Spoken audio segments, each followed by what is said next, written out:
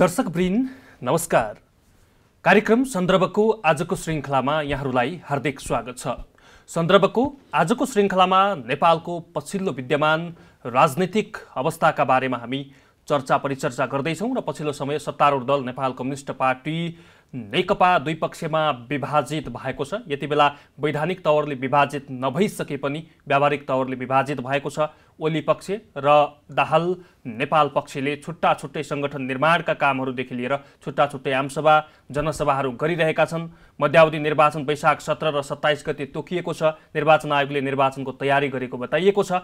यतापट्टि नेकपा बीच विचलन आउँदा नेकपा बीच विवाद उत्पन्न हुँदा मुलुक पुनः दलदलमा फस्ने र सङ्कटमा फस्छ कि भन्ने अनुमानहरू र चिन्ता व्यक्त गरिन थालेका छन्। र आजको दिनमा प्रधानमन्त्री केपी शर्मा ओलीको कदमलाई दाहाल नेपाल पक्षले प्रतिगामी कदम अलोकतान्त्रिक कदम भनेको छ भने प्रधानमन्त्री ओलीले आफूले काम गर्न नपाइसकेपछि बाध्यवश यो कदम चाल्नु परेको बताइरहनु भएको छ। यी यावत सेरोफेरोमा रहेर आज हामी कुराकानी गर्दैछौँ र कुराकानीका निम्ति नेकपाका युवा नेता नेकपा आन्दोलनरत पक्षका नेता मोहनदेव विष्ट हामीसँग हुनुहुन्छ।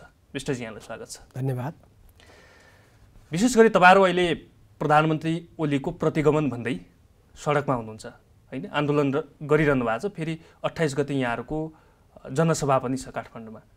भनेपछि यो प्रतिगमनका विरुद्धको तपाईँको आन्दोलन कहिलेसम्म चल्छ?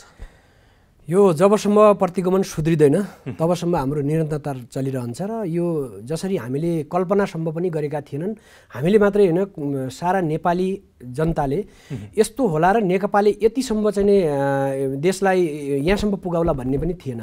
र कम्युनिस्टकै नाममा भनौँ न कलङ्कका रूपमा जसरी ओलीको चाहिँ अवतार देखियो, यिनी कम्युनिस्ट होइनन् भन्ने कुरा अहिले पुष्टि गरिसके आफ्ना चाहिँ गतिविधिहरूले। र अब बिस्तारै जनताहरूले बुझ्नेछन् र केही भजन मण्डलीहरू तिनका पछि लागेका छन् र उनले चाहिँ अब ताली पिटिरहेका छन्, उनलाई त्यस्तै सल्लाह सुझाव दिइरहेका छन्। अझै संघीयता पनि खारिज गर्नु पर्यो, गणतन्त्र पनि खारिज गर्नु पर्यो, धर्मनिरपेक्ष पनि खारिज गर्नु पर्यो भनेर जस्तै हाम्रै माननीय निरुपालजीले पनि लेख्नु भएको थियो नि त अस्ति नै, ओलीबा तपाईँ के अरे आँट्नुहोस् भनेर। त्यस्ता चाहिँ अब हुल्लडबाजहरूका पछाडि उहाँ तिनकै तालीमा तिनकै चाहिँ भजन मण्डलीमा तिनले नै खैँजडी र मुजुरा बजाएकोमा नाच्न नङ्गिन नाचहरू नाचिरहेका छन्।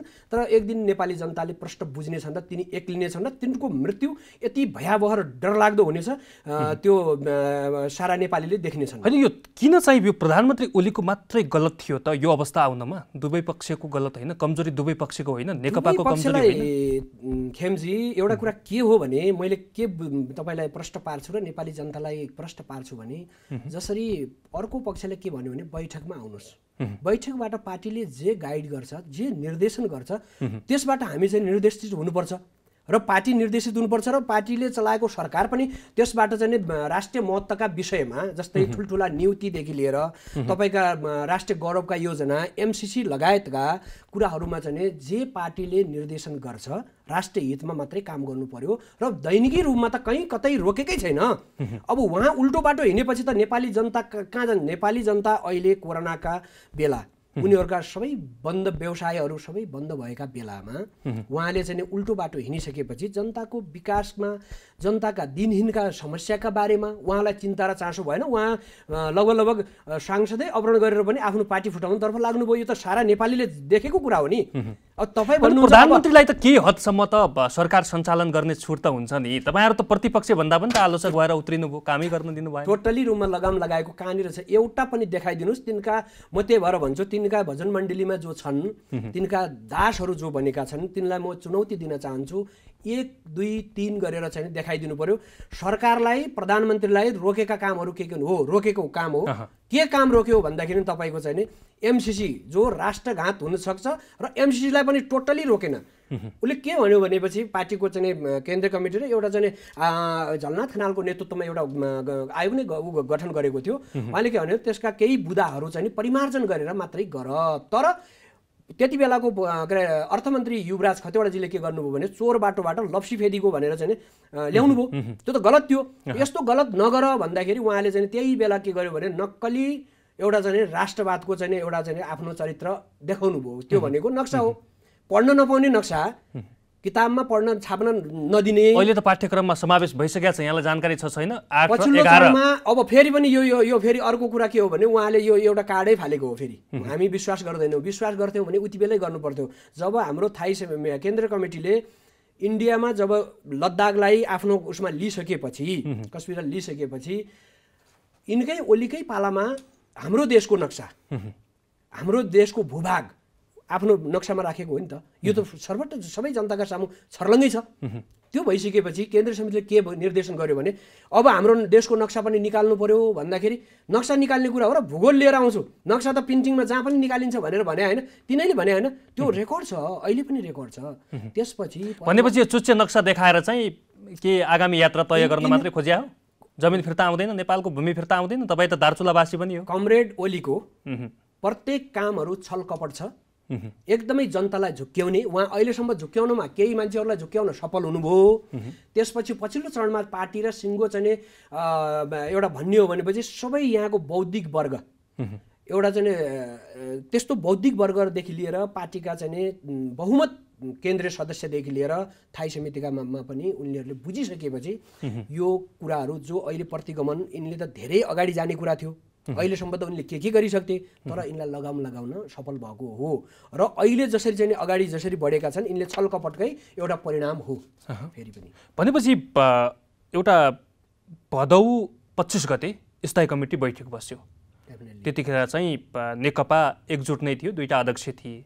त्यति बेला कामको विभाजन गरियो, अलिकति कार्य विभाजन गरियो, जसमा चाहिँ सङ्गठनात्मक कार्य र पार्टीका गतिविधि चाहिँ कमरेड प्रचण्डले हेर्ने र चाहिँ सरकार सञ्चालन प्रधानमन्त्री केपी शर्मा ओलीले गर्ने र चाहिँ मङ्सिरभित्र महाधिवेशनको तयारी गर्ने भनेर एक किसिमको चाहिँ भद्र सहमति भएको थियो।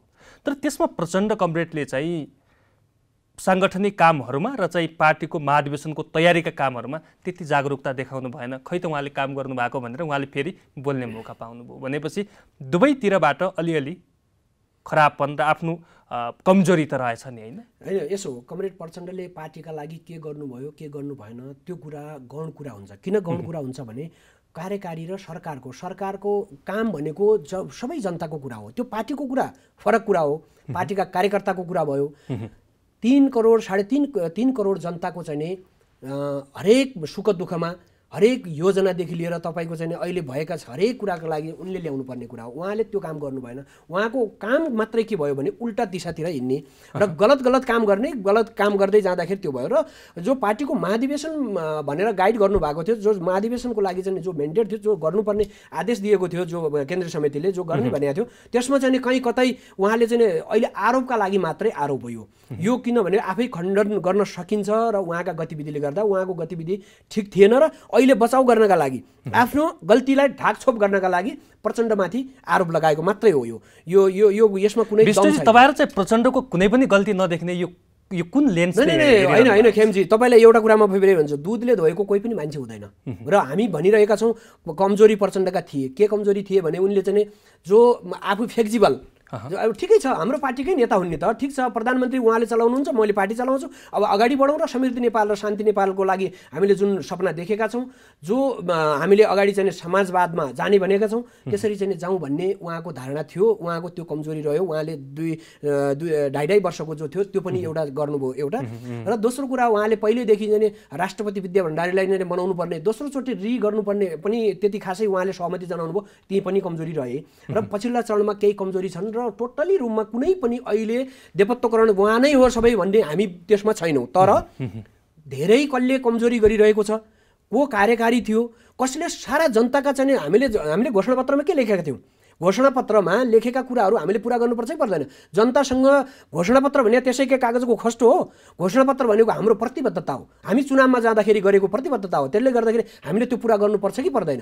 त्यो कारणले गर्दाखेरि कुरा के हो भनेपछि सबैभन्दा बढी अराजक रूपमा, आफै अराजक रूपमै जाने गरी उहाँ अहिले ओल्लो कोठामा मिटिङ, त्यही बालुवाटारको एउटा कोठामा मिटिङ भएको छ, अर्को कोठामा जान नसक्ने प्रधानमन्त्री आज देश दौडामा जानुभएको छ। ल आफै विचार गर्नुहोस् त, उहाँका गतिविधि, उहाँको उल्टो बाटोमा हिँडेको होइन कि उहाँले चाहिँ यो देशलाई खाल्टोमा हाल्न खोजेको, यो देशलाई चाहिँ यो परिवर्तनलाई चाहिँ पुरै टोटली रूपमा चाहिँ पछाडि प्रतिगमनतर्फ लग्न खोजेको। र अहिले यो बेला चुनावको आवश्यकता हो र आज जनताहरू चुनाव चाहन्छन्।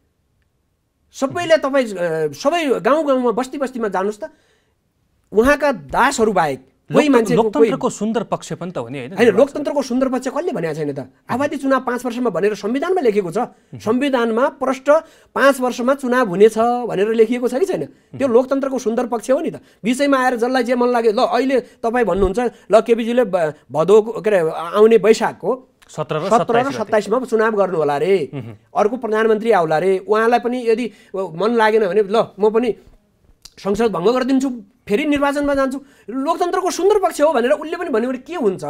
हामी नेपाली जनताहरूको नियति के हुन्छ? खालि लेप्चे मात्र यिनलाई भोट मात्रै दिइराख्ने हाम्रो नियति हो। त्यसैले गर्दाखेरि म खबरदार भन्न चाहन्छु, यो चुनाव उनले गर्नका लागि पनि गरेको होइन। उनले यदि घोषणा गर्थे भने यो काम चलाउ सरकार हो। काम चलाउ सरकारले राष्ट्रलाई प्रभावकारी हुने खालका नीतिदेखि लिएर यस्ता कामहरू म गर्नु हुँदैन भन्ने भन्नुपर्छ कि आफैले घोषणा गर्ने, आफैले चाहिँ चुनाव घोषणा गर्ने, आफैले उल्लङ्घन गर्ने काम गर्नुभएको छ। अनि उहाँलाई कसरी विश्वास गर्ने? त्यसैले गर्दा उहाँले तुरुन्तै राजीनामा दिनुपर्छ र समृद्धि नेपालको दिशालाई चाहिँ उहाँले चाहिँ अगाडि बढ्नका लागि उन्मुक्ति दिनुपर्छ। होइन भने उहाँको चाहिँ सबैभन्दा चाहिँ के हुन्छ भने उहाँको मृत्यु उहाँको भयावह हुनेछ। किन हुनेछ भयावह भनेपछि विश्वका शासकहरूले 21औं शताब्दीमा यस्तो चाहिँ कुकृति, यस्ता चाहिँ गलत कार्यहरू र प्रतिगमनको चाहिँ नेतृत्व गर्ने कोही पनि सफल भएका छैनन् र हुँदैनन् पनि। यति बेला चाहिँ प्रतिनिधि सभा विघटनको अवस्थामा छ। राष्ट्रिय सभाको अधिवेशन करिब 5 दिन नचल्दै त्यसलाई पनि बन्द बनाइयो। जनताका मुखरित समस्याहरू मुखरित हुने अङ्गहरू त छैनन्, अहिले बन्दी अवस्थामा छन्। तपाईँहरू चाहिँ सडक आन्दोलनमा हुनुहुन्छ। जनताले चाहिँ तपाईँहरूलाई चाहिँ 5 वर्षका निम्ति एउटा म्यान्डेट दिएर सरकार सञ्चालन गर्ने 2/3 बहुमत दिएको थियो। कम्युनिस्टहरू भन्छन् संसारका मजदुर वर्ग एक हौँ, तर नेपालका कम्युनिस्टहरू एक होइन, टुक्रा टुक्रा टुक्रा टुक्रा विभाजित हुँदा आजको 71 वर्षको विरासतलाई पनि ठेक्न नसक्नुको कारण र चाहिँ तपाईँहरू पनि उहाँहरूकै पछाडि, यो अहिलेको पुस्ताकै पछाडि चाहिँ दौडिरहनुको कारणले गर्दाखेरि पनि यस पछाडिको राजनीतिकको नजिरलाई चाहिँ कहाँ पुर्याउँछ भन्ने चिन्ता लाग्दैन? तपाईले यो एकदमै महत्त्वपूर्ण र गम्भीर क्वेसन, आजको आवश्यकता र अहिलेको धेरै नेपालीहरूले बुझ्नै पर्ने प्रश्न गर्नुभएको छ। र कुरा के हो भने तपाईले भनेअनुसार अहिले हाम्रो चाहिँ राष्ट्रिय सभालाई चाहिँ 2-4 दिन चलाएर बन्द गर्नुभयो। उहाँले आफैले म चुनावमा जान्छु, लोकतन्त्रको सुन्दर पक्ष हो भन्नुहुन्छ र लोकतन्त्रको सुन्दर पक्ष भन्नेहरूले नै आज जनताको थलो, जुन एउटा सबैभन्दा सडक बन्द भएपछि त हाम्रो त थलो भनेको त त्यो सदन हो, सदनलाई चाहिँ उहाँले प्रयोग गर्न दिनुहुन्न, त्यो जनताको चाहिँ अधिकारलाई चाहिँ हनन गर्नुहुन्छ। र दोस्रो कुरा के आयो भन्दाखेरि यही पुस्ताको पछि लागेर अबको नेपाल र हाम्रो पुस्ता र पछि आउने पुस्ताले के गर्छ त भन्ने कुरा जो चिन्ताको चासोको विषय छ, यो कुरा एकदमै महत्त्वपूर्ण छ। र मैले के भन्छु भने पहिलाको पुस्ताहरू र जुन अहिले काम गरिरहेको नेतृत्वमा भएको पुस्ताहरू पनि कुनै नालायक पुस्ता होइन। केही नालायक भए भन्दैमा सबै चाहिँ एकदमै चाहिँ कामै नलाग्ने भन्ने यो आरोप लगाउँदाखेरि अन्याय हुन्छ फेरि। किनभने साना दुःखले आर्ज्याको र यो साना दुःखले यति ठुलो अब भनौँ उपलब्धि भएको जनताका हक अधिकार प्रेस स्वतन्त्रतादेखि अहिले हामी तपाईँ म संवाद गरिरहेका छौँ, यो सबै उपलब्धि उनीहरूको त्याग तपस्या र एउटा चाहिँ भिजनबाटै भएको हो। र यसलाई चाहिँ हामीले दीर्घकालीन हिसाबले हामीले आउने पुस्ताहरूलाई चाहिँ हस्तान्तरण कसरी गर्ने भन्दाखेरिको कुरामा चाहिँ हामीले अब समीक्षा गर्ने बेला चाहिँ भएको छ। तर एउटा नेतृत्व के भयो हाम्रै कम्युनिस्टमा भन्दाखेरि एउटा चाहिँ प्रतिगमनतर्फ अगाडि बढ्दै नबढ्ने, उसले चाहिँ पहिल्यैदेखि चाहिँ यो गणतन्त्र आउँदा पनि बैलगाडामा चढेर अमेरिकाको यात्रा भन्नेदेखि लिएर विभिन्न खालका यस्तो जनआन्दोलन गर्नै हुँदैन भनेर नोट अफ डिसेन्स लेख्ने एउटा त्यसको हातमा जब सत्ताको बागडोर परेपछिको अवस्था हो यो अहिले सिर्जना भएको, खास गरी भन्यो भने।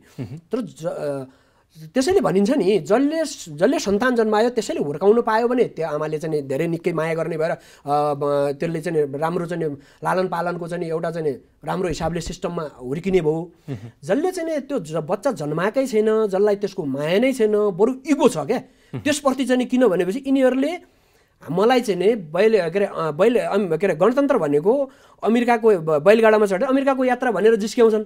यसलाई मैले इगोको रूपमा लियो कि उहाँले चाहिँ जहिले पनि इगो भनेपछि प्रधानमन्त्री ओली चाहिँ लोकतन्त्रको पक्षमा हुनु हुँदैन। लोकतन्त्रको पक्षमा हुनुहुन्थ्यो भने तपाईँले मलाई अहिले पहिलो क्वेसन गर्नुभयो, संसद भनेको लोकतन्त्र जनताको थलो, जनताका कुरा राख्ने, त्यहाँ त आफूलाई अविश्वासको प्रस्ताव दर्ज हुने भइसकेपछि चाहिँ फेस गर्न नसक्ने स्थिति आएपछि तपाईहरुकै खेमाले पनि त्यसमा चाहिँ के अरे अलिकति अप्ठ्यारो पार्ने स्थिति आएपछि उहाँले भङ्ग गर्नुभयो। हो, आफूलाई अप्ठ्यारो हुँदैमा देशलाई भड्कालोमा हाल्ने, जनतालाई भड्कालोमा हाल्ने, यही हो लोकतन्त्र। यसैका लागि हामीले चाहिँ त्याग तपस्या बलिदान र यत्रो चाहिँ सङ्घर्ष गरेको हो। आफूमाथि कुनै अविश्वासको प्रस्ताव आयो अरे, आफूमाथि यस्तो भयो अरे, म एकजना व्यक्ति, हामीले जनताले केपीलाई मात्रै भोट दिएका हुन् त? यो चिज त गलत हो नि। 2/3 बहुमत केका लागि दिएको हो भने समृद्ध नेपाल, समाजवाद यहाँदेखि अझै अगाडि बढाउँ र सुखी नेपाली, शान्त नेपालको एउटा चाहिँ परिकल्पनाका साथ एउटा चाहिँ पार्टीलाई चाहिँ बहुमतमा ल्याएको हो नि त। तर उहाँले के गरिदिनु भयो? चकनाचुर गरिदिनु भयो। किन गरिदिनु भयो? आफ्नो एकजनाका स्वार्थका लागि। मेरो कुर्सी जानुभन्दा म यो कुर्सी भाँचिदिन्छु भनेको, यो व्यवस्था भाँचिदिन्छु भन्नुभयो। यति पनि यो पनि अनि लोकतान्त्रिक हुन्छ? अनि त्यो नेतृत्वलाई हामीले लोकतान्त्रिक भन्ने? लोकतान्त्रिक भन्न मिल्छ कि मिल्दैन? त्यो भन्दा त हामीलाई पनि पाप लाग्छ कि त्यस्तो नेतृत्वलाई जसले आफ्ना लागि उदारता भएन। उदारता, म माथि ल अविश्वासको प्रस्ताव आयो, म राजीनामा दिन चाहन्छु। बहुमत सदस्यले के भन्नुहुन्छ? म मिटिङबाट हाम्रो केन्द्रीय समितिको बहुमत सदस्यले के भन्नुहुन्छ म पालना गर्छु भन्नुपर्छ कि पर्दैन? लोकतन्त्र भने त्यो हो कि होइन? बहुमत सदस्यले जे निर्णय गर्छ त्यो मान्नुपर्छ कि पर्दैन? त्यसले गर्दाखेरि मेरो भनाइ के हो भने उहाँले अरूलाई त घाँस काट्ने, दाउरा चिर्ने, गोठालो जाने, हली जोत्ने देख्नुभयो क्या केन्द्रीय सदस्यहरूलाई पनि।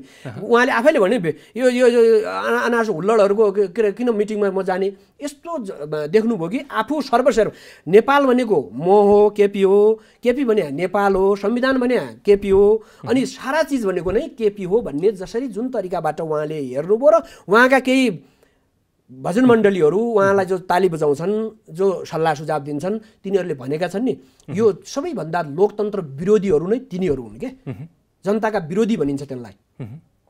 भनेपछि यो प्रधानमन्त्री केपी शर्मा ओलीले जुन एउटा कदम चाल्नु भएको छ त्यसका विरुद्धमा चाहिँ तपाईँहरू हुनुहुन्छ। अबको दिनमा चाहिँ जस्तो प्रधानमन्त्री ओलीको यो प्रतिगमन कहिलेसम्म जान्छ? तपाईँहरू चाहिँ अझै आशासित हुनुहुन्छ प्रतिनिधि सभा चाहिँ पुनर्गठन के अरे पुनर्स्थापना होला, जनताका आवाजहरू त्यहाँ चाहिँ मुखरित होलान्, यो व्यवस्था चाहिँ अहिले चाहिँ उहाँले नेतृत्व गरेको यो पङ्क्ति चाहिँ ढल्ला, फेरि त्यो पङ्क्ति चाहिँ कहाँ जाने? त्यो पनि फेरि अझ सडकमा आउने होला, तपाईँहरू चाहिँ सत्तामा जाने होला, फेरि त्यसले पनि त्यस्तै विरोध गर्ने होला। अन्डरस्ट्यान्डिङ नभयो भने त जहिले पनि राजनीति त यो चलखेल भइराख्नु रहेछ, जहिले पनि अस्थिर बनिराख्दो रहेछ राजनीति। कहिले स्थिर बन्छ नेपालको? होइन खेमजी, तपाईँले एउटा कुरा के गर्नुभयो, के भन्नुभयो भने ठ्याक्कै लाएर चाहिँ अब फेरि चाहिँ नि यस्तै होला, फेरि अब अर्को पुस्ताले पनि यही गर्ला, अरू आउनेले पनि यसरी नै गर्ला भनेर जसरी सोच्नुभएको छ, यो कुरा गलत हुन जान्छ। किन जान्छ भने सबै मान्छे केपी जस्तै हुँदैनन्, एक नम्बरमा। दोस्रो नम्बरमा केपीले यत्तिकैमा हाम्रो आन्दोलन, हामी अहिले प्रतिगमनका विरुद्धमा आन्दोलनमा छौँ। अब यो आन्दोलनलाई हामीले चाहिँ सफल पार्नेका लागि त हामी जस्तो सुकै अब भनौँ न आन्दोलनको लागि हामी तयार तत्पर नै छौँ। नेपाली जनता सबै सडकमा आउँछ भोलि गएर, किनभनेपछि लोकतन्त्रको चिरहरण कसैले पनि चाहँदैन, किनभने यो लोकतन्त्रमाथिको ठाडो नाङ्गो बलात्कार हो, हस्तक्षेप हो। त्यसैले गर्दाखेरि उहाँको लागि चाहिँ कसरी फ्याँकिन्छ, कसरी जानुहुन्छ त्यो एउटा कुरा भयो। म एउटा उहाँलाई च्यालेन्ज दिन चाहन्छु आज तपाईँको टेलिभिजन मार्फत र यो प्रोग्राम मार्फत, यदि उहाँ साँच्चीकै लोकतन्त्रवादी हो, उहाँ यदि साँच्चीकै यो जनताप्रति, यो देशप्रति उहाँलाई माया छ भने उहाँले चाहिँ नि घोषणा गरिदिनुपर्छ, मैले राजीनामा दिएँ, यो प्रतिगमन थियो, प्रतिगमन नै हो, त्यसैले गर्दाखेरि मैले आजदेखि राजीनामा दिएर र संसद विघटनको पनि मैले यो निर्णय पनि फिर्ता लिएर म राष्ट्रपति कहाँ जान्छु भनेर भन्नुपर्छ। यदि सम्भावना छैन, होइन त्यो सम्भावना छैन, किनभने उहाँको कुरुर, उहाँको सत्ता जान्छ, उहाँको चाहिँ कुर्सी जान्छ भने त उहाँले त्यो गर्नुहुन्न। त्यही भएर उहाँलाई अब लोकतान्त्रिक मान्छे हो, लोकतान्त्रिक एउटा नेतृत्व हो भनेर हामीले स्वीकार गर्नु भनेको हामीमाथि पनि जनताले आक्षेप लगाउने र जनताको मास त केपी ओलीपट्टि पनि त धेरै छ नि, होइन जनताको विश्वास त छ नि, भरोसा त छ नि। केपी ओलीज्यूप्रति धेरै मास छ, धेरै मास देखाउनु भयो। यस्तो त यो पञ्चायत ढल्दाखेरि पनि प्रतिनिधि विष्टदेखि लिएर धेरै मान्छेहरूले यस्ता गरे र तपाईँको पछिल्लो चरणमा चाहिँ राजाको यही ज्ञानेन्द्र राजाको चाहिँ अभिनन्दनले गर्दाखेरि 5वटा विकास क्षेत्र, त्यो 5वटै विकास क्षेत्रका मान्छेहरूलाई सारा बटुलेर राजा देश बचाओ, हाम्रो राजा हाम्रो देश प्राणभन्दा प्यारो छ भन्ने नारा लाग्यो, हामीले पनि देखेको हो। तर उहाँ कति टिक्नुभयो यो कुरा त छ नि त। त्यसले गर्दा दोस्रो कुरा के पनि हो भनेपछि ती मान्छे कस्ता खालका आएका छन्, बेस्ट जो ब्रेन भएका छन्, बेस्ट ब्रेन भएका मान्छेहरू चाहिँ सबै यो कदमका विरुद्धमा छन्। उनले यसलाई चाहिँ बलात्कार नै भनेका छन्, संविधानमाथिको ठाडो हस्तक्षेप भनेका छन्।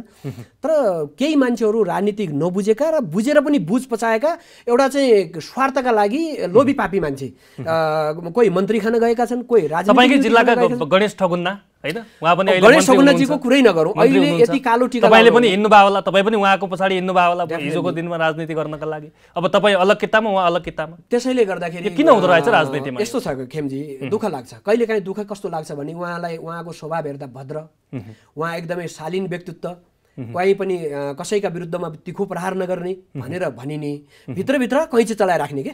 र अहिले कालो टिका लगाउन यो प्रतिगमन भएको छ, संविधानमाथि गलत भएको छ, संविधानमाथि बलात्कार भएको छ भन्दा थाहा पाउँदै हामीले जुन एउटा चाहिँ घोषणापत्र गरेका जारी गरेका थियौँ त्यसका विपरीत हो भन्दै जान्दै उहाँ चाहिँ मन्त्री खाइहालौँ, जिन्दगीभरि कहिले मन्त्री पाउने हो कि होइन भने जस्तो। त्यो मन्त्री नै ठुलो कुरा होइन, मन्त्री नखाएको भए पनि त हुन्थ्यो नि। उहाँको तपाईँहरूले यस्तो पुस्तालाई पनि बोक्नु हुँदो रहेछ होइन अहिलेको पुस्ता चाहिँ। यो दुःख लाग्छ। त्यसैले गर्दाखेरि म के भन्छु भने मान्छेको चरित्र बडा बचित्रको के एक रातारात परिवर्तन हुने, एउटा लोभ पाप हुने बित्तिकै चाहिँ मनमा ल मन्त्री पाएपछि त खानुपर्छ जानुपर्छ ओहो राम्रो हो भन्ने खालको चाहिँ यस्तो खालको मनस्थिति बन्ने र जस्तो पनि भोग लागेको छ भन्दैमा जे पनि खाइहाल्ने खालको एउटा चरित्र बन्दो रहेछ भन्ने कुरा पछिल्ला केही उदाहरणहरू पनि देखिएका छन्। र दार्चुलाले मन्त्री पायो पहिलो पटक भनेर खुसी लाग्यो? पहिलो पटक होइन, यो गलत कुरा हो। कहाँ पहिलो पटक अरू भएको छैन। चन्द्रदेव जोशी मन्त्री हुनु भएन उहीँको दार्चुलाको, त्यसपछि के अरे प्रेमसिंह धामी हुनु भएन, अनि दिलेन्द्र प्रसाद बडु हुनु भएन, पटक हुनु कम्युनिस्टकै पनि 3 जना भइसके। उहाँ त तेस्रो हो, कहाँ पहिलो हुन्छ? त्यसले गर्दाखेरि यो कुतर्क हुन्, खाली कुतर्क। दोस्रो कुरा उहाँलाई त के भन्छु भने उहाँ कालो टिका यो चाहिँ संविधान जो अहिले प्रतिगमनको कालो टिका लगाउन जानुभयो हो, केही त्यो मन्त्री भएर केही हुनेवाला छैन। हामी उहाँको पक्षमा वकालत गर्नेहरूले चाहिँ उहाँलाई चाहिँ के भन्छ स्वागत गर्न गएनौँ अथवा बधाई दिन गएनौँ। उहाँलाई दुःख लागेको छ होला कि होइन होला आफै विचार गर्नुहोस्। त्यसले गर्दाखेरि उहाँ यो कुरा गलत छ। यस्ता लोभी पापीहरू जान्छन्, जाँदैमा केही पनि फरक पर्दैन, एक दिन आउनै पर्छ। आएर पनि उहाँले इतिहासमा नेपालको इतिहासमा यसरी प्रतिगमनका उसमा उभिनु भयो, यो गलत भयो, गलतै रहन्छ। उहाँ त हिजोका दिनमा चाहिँ दार्चुलाको त्यो कालापानी लिपुलेक लिम्पियाधुरा बचाउने सवालमा र त्यहाँको भूमिका विषयमा त धेरै ठुलो वकालत गर्ने व्यक्ति हो नि, त्यो भूमि फिर्ता गर्नुपर्छ भनेर अभियान चलाउने व्यक्ति हो नि गणेश ठगुन्ना। अभियान चलाउने व्यक्ति ठुलो भूमिका तपाईँले भनिहाल्नु भयो। कालापानी लिपुलेक लिम्पियाधुरा होइन, हाम्रो चाहिँ जसरी 1900 हेक्टर जमिनमा चाहिँ विदेशी बुटहरू परेड खेलिरहेका छन्, हामीलाई कहिलेकाहीँ दुःख लाग्छ। म त्यही भूगोलको भएको कारणले पनि दुःख लाग्ने गर्छ। तर उहाँले त्यस्तो गर्ने व्यक्ति, त्यस्तो कुरा उठाउने व्यक्ति अहिले चाहिँ किन जानुभएको होला, यो चाहिँ सोचनीय कुरा छ। र उहाँलाई चाहिँ भन्न के सकिन्छ, अब मात्रै हामीले कुन किताबमा राख्न सकिन्छ लोभी पापी। र उहाँ चाहिँ एकदमै यो राजनीतिको लागि ल ठिक छ, स्वार्थका लागि जहाँ पनि जान सक्ने, किताब फेर्न सक्ने र त्यो खालको रहेछ उहाँको चरित्र भन्ने बुझ्न सकिन्छ। दार्चुलामा चाहिँ उहाँको जनमत चाहिँ घट्यो उसो भए? डेफिनेटली गर्छ। जनमत दार्चुलामा मात्रै होइन, यो नेकपाको यो जो ओली पक्षको त देशभरि नै घट्ने भयो। दार्चुलामा पनि केही मान्छेहरू त के हुन् भने कम्युनिस्ट भनेको गणेश ठगुन्ना भने कम्युनिस्ट हो भन्ने पनि त छन् नि। त्यो अरू राजनीतिक अरू नेताहरूलाई पनि नचिनेका कारणले पनि अब त्यतातिर लागेका पनि होलान् होइन, त्यो स्वाभाविक पनि भयो। दोस्रो कुरा मन्त्री भएको बेलामा केही पाइन्छ कि भन्ने खालको लोभी पापी मन गरेर पनि गएको होलान्। तर डेफिनेटली उहाँको चाहिँ मन्त्री पद खुस्किने बित्तिकै उहाँको चाहिँ एकदमै हाइट घट्छ, जुन लेभलमा थियो त्यो घट्छ। हस्, यहाँको महत्त्वपूर्ण समयका लागि म धन्यवाद दिन चाहन्छु। हस्, धन्यवाद तपाईँलाई पनि। दर्शकवृन्द, कार्यक्रम सन्दर्भको आजको श्रृङ्खलामा नेपालको पछिल्लो राजनैतिक घटनाक्रमका बारेमा कुराकानी गऱ्यौँ। आजका लागि सन्दर्भको समय सकिएको छ। खेम्बम बिदा हुन्छु। नमस्कार।